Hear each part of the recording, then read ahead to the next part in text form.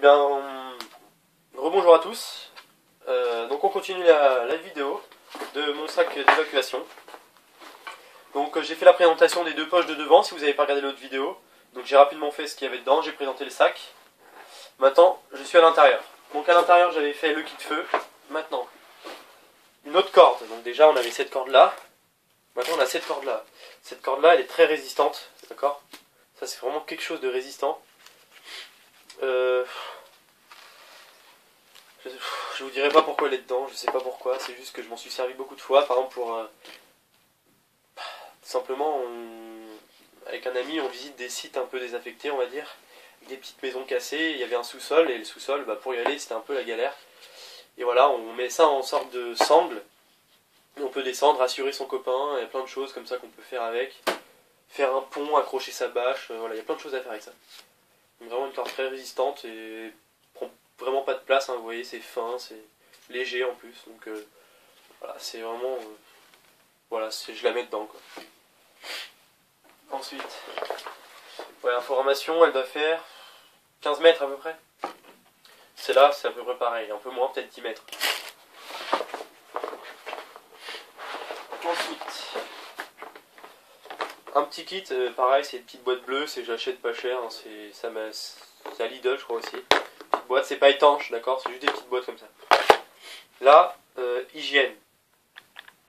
Dans l'hygiène, vous n'aurez pas l'occasion, je pense, hein. Personnellement, je pense pas que si vous avez vos petites habitudes de vous brosser les dents 3 fois par jour, 2 fois par jour ou quoi, sincèrement, si vous êtes en survie, que ça sera pas la première chose que vous penserez. Quand on est en plus adulte, c'est pas très important, mais c'est vrai que si vous avez des enfants et tout, faut y penser, il faut se dire qu'il faut pas trop qu'ils soient traumatisés, qu'ils changent trop de vie. Donc voilà. Mais pour les adultes qui sont dans les bois ou quoi, vous vous brosserez pas les dents tous les jours. Et donc moi j'ai pris du fil dentaire. Il est quasi plein, d'accord. Fil dentaire c'est toujours utile s'il y a un truc qui vous fait chier dans les dents. Voilà. Fil dentaire. Donc, avec le fil dentaire, une brosse à dents. D'accord. Avec son petit tube. Tout simplement pour pas qu'il y ait de n'importe quoi, de la merde et tout qui vienne dessus. Donc voilà, brosse à dents. Un gel hydroalcoolique pour les mains. Toujours pareil, il n'y aura pas toujours de l'eau, et puis l'eau, il faut l'économiser, hein. Quand on est en survie, l'eau, vaut mieux la boire que se laver les mains avec. Donc ça, c'est bien pour un peu désaffecter, pour enlever un peu tout ce qu'il y a sur nous, quoi. Ensuite, encore dans un sac plastique. D'accord. On a des gants. Il y a 3 paires. 3 paires de gants en latex, comme ça. Alors, comme si vous regardez toutes mes vidéos, vous vous rendrez compte que dans mes kits de survie, dans mon EDC, etc., il n'y a pas de kit de soins. Tout simplement parce que j'ai pas le diplôme du premier secours, je sais pas trop faire tout ça. Il faut que j'en intègre, hein, j'ai envie d'en acheter. Mais voilà, je sais pas trop faire tout ça. Je vais le passer là dans quelques mois, je pense, il va falloir que je m'inscrive. Et donc voilà, je sais pas faire, donc c'est vrai que d'avoir sur moi, c'est toujours utile s'il y a un médecin à côté de moi qui n'a rien sur lui. C'est pour ça aussi que je vais l'intégrer, parce que personnellement, moi, je sais pas le faire encore.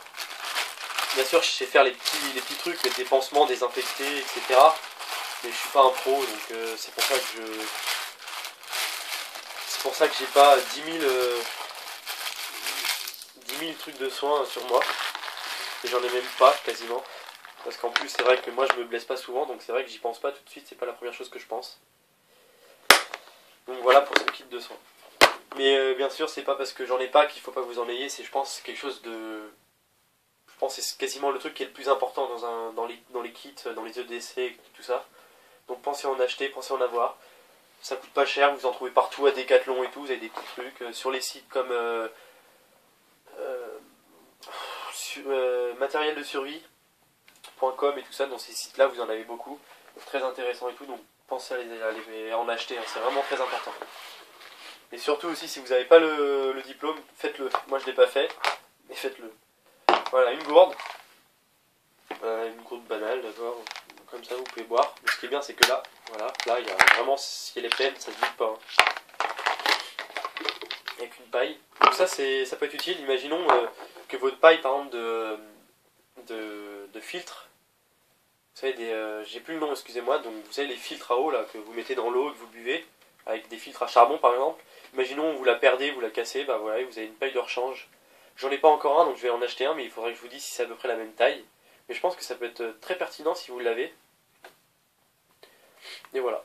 Donc ça c'est une gourde toute simple. Hein. Et dedans, donc c'est pas de la lysopaïne, bon, c'est dans une boîte de lysopaïne. Mais dedans, on a des pastilles pour purifier l'eau. Sincèrement, je suis pas adepte de ça. L'eau, elle a un goût dégueulasse après. Moi, je suis plus à faire bouillir l'eau. Parce que ça, il y a des produits chimiques et tout, j'aime pas trop. Mais après, c'est toujours pareil, j'aurais pas tout le temps l'occasion de faire du feu, j'aurais pas tout le temps l'occasion de tout ça. Donc c'est vrai que si j'ai besoin de boire, il vaut mieux avoir ça. Voilà, vous mettez dans la gourde.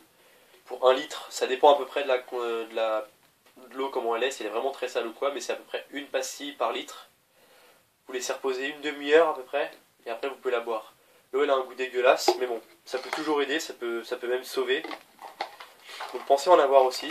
Moi je les ai par des rations de survie, d'accord, il y en a 4 dedans, 4 pastilles. Donc voilà pour cette gourde. Donc ça peut servir soit de contenant, soit je pense, j'aurais envie d'intégrer aussi un peu de nourriture, parce que j'en ai pas dans mon sac d'évacuation. Donc j'y réfléchis parce que ça, ce serait plus une gourde où, comme vous avez vu, j'ai déjà une bouteille d'eau. Donc je pense que la bouteille d'eau, je vais la garder, dès que j'aurai fini l'eau, je me servirai plus de la bouteille pour récupérer de l'eau dégueulasse et mettre la bonne eau là-dedans. Voilà. Voilà, ensuite, dans la petite sacoche comme ça Ernest, je vais pas l'ouvrir parce que je galère à la fermer, mais tout simplement il y a... Attendez, hop. Dedans il y a deux boxers et 3 paires de chaussettes. Ah, je vais essayer de vous montrer. Donc là, je crois que c'est la chaussette et la paire de sous-vêtements, d'accord, tout simplement, et un t-shirt. Un t-shirt très important. Si vous mettez des t-shirts dans vos sacs d'évacuation, mettez des t-shirts en coton. Simplement parce que le coton, pour filtrer l'eau, etc., avec de la mer dedans, comme des feuilles ou quoi, le coton c'est très important, c'est très utile. Tout ça, donc voilà, ça c'est un t-shirt 100% coton.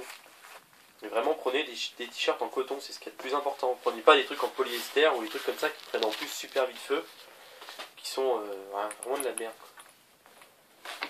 Voilà, ensuite, voilà, c'est ça qui prend beaucoup de place. La popote, une popote que j'ai acheté, que j'ai eu un petit peu avant Noël, que je l'ai acheté. Je l'ai pas encore testé, je vais bientôt aller la tester.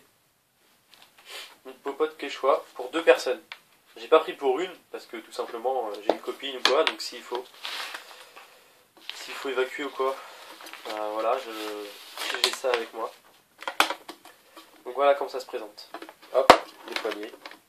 D'accord, c'est fermé. Alors, indication, je suis obligé de le laisser là-dedans, parce que ça tient pas, il n'y a rien qui tient, d'accord. Donc, comment ça se présente. Première casserole, petite, pas haute, d'accord.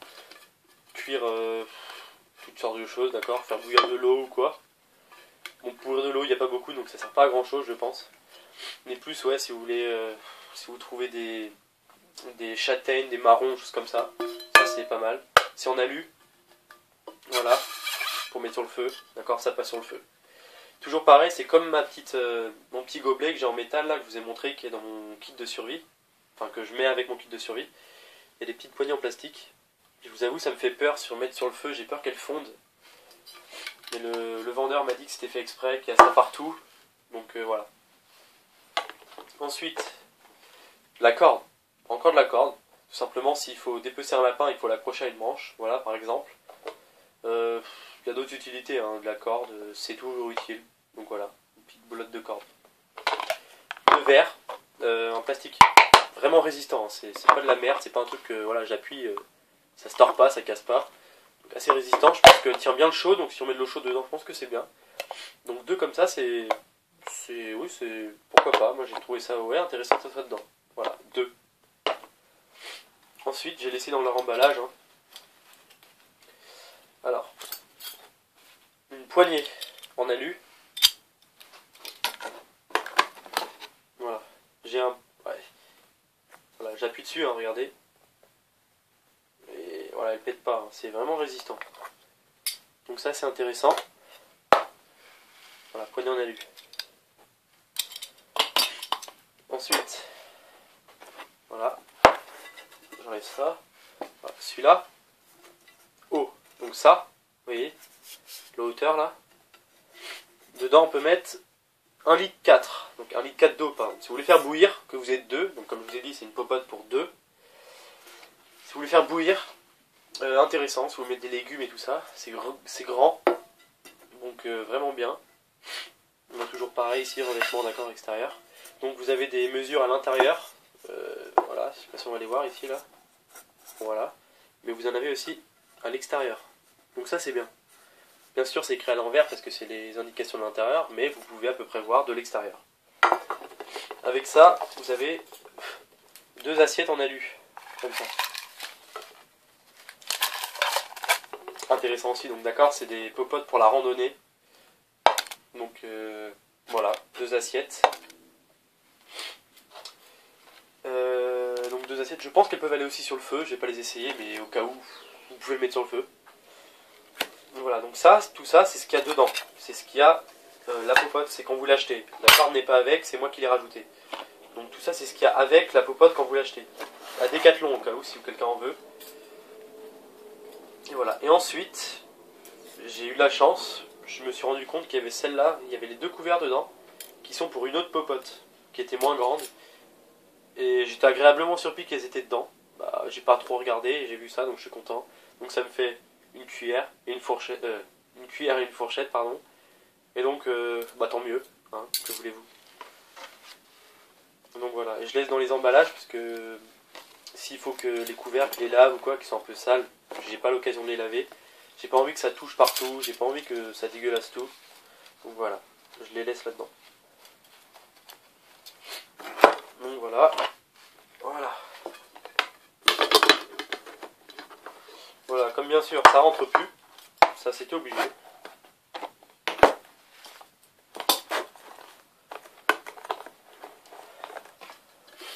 Vraiment, popote, intéressant. Par contre, ouais, vous voyez l'épaisseur, c'est très gros. Donc vraiment très gros. Mais intéressant. Et par contre, je pense que je vais essayer d'intégrer beaucoup plus de petits outils là-dedans. Peut-être déjà par exemple le couteau. D'accord, le couteau militaire là. Je pense que je vais le mettre dedans. Ça prendra ça prendra moins de place dans le sac parce que voilà, personnellement je trouve que j'ai pas beaucoup de choses dans mon sac d'évacuation. J'aimerais rajouter des choses, mais j'ai plus la place. Ça me fait, ouais, c'est un peu chiant quoi. Et déjà il faut que je m'achète un sac plus gros parce que celui-là il est un peu petit. Et voilà, donc popote vraiment. Si vous allez à Decathlon, celle-là elle est à je sais plus combien, 25 € je crois à peu près. Celle-là elle a l'air plus solide, il y en a deux. Il y en a une comme ça, une qui est en alu, donc celle-là elle est verte, hein, d'accord. L'autre elle est en alu, donc couleur alu, extérieur aussi. Et je vous conseille celle-là. Vraiment je vous conseille celle-là, l'autre elle a l'air plus fragile. Voilà, ça en plus c'est en sac d'évacuation, donc faut pas avoir peur que le sac qui frappe quelque part ou quoi. Tout ça quoi. Donc, voilà. Donc là on arrive à la fin, au fond. Hop. Je vais pas vous la sortir parce qu'elle est très compliquée à sortir. Mais là, vous voyez, il y a une bâche. Alors ça, c'est une grosse bâche que vous voyez même, je l'ai fermée avec des fils parce qu'elle est vraiment très grosse. Donc déjà, ça fait du fil en plus. Mais vraiment, bâche très très grosse. Elle doit faire, elle doit bien faire 6, ouais, bien 6 mètres. 6 mètres sur 4, sur 5 à peu près. Donc c'est vraiment une grosse bâche, hein. C'est pas de la bâche de merde. Et bah, ce qui est bien avec cette bâche, c'est comme elle est grande, je peux faire un sol avec. Et en même temps un toit, donc ça ferait, vous savez, hop, cette forme là, je l'accrocherai en bas, je l'accrocherai ici au piquet, et hop, je la mettrai comme ça, et ce qui fait que je pourrais vraiment bien dormir dedans, être protégé du froid qui sort du sol la nuit, et tout ça. Donc vraiment bâche très intéressante, très grosse, et je vous conseille vraiment d'acheter des bâches comme ça, elles sont achetées à Brico Dépôt, des choses comme ça, d'accord, vous trouvez des bâches. Là elle est déjà déballée, donc elle prend beaucoup de place, vous voyez, elle prend tout ça du sac déjà, donc ça monte jusque là. Donc ça me fait perdre déjà beaucoup de place.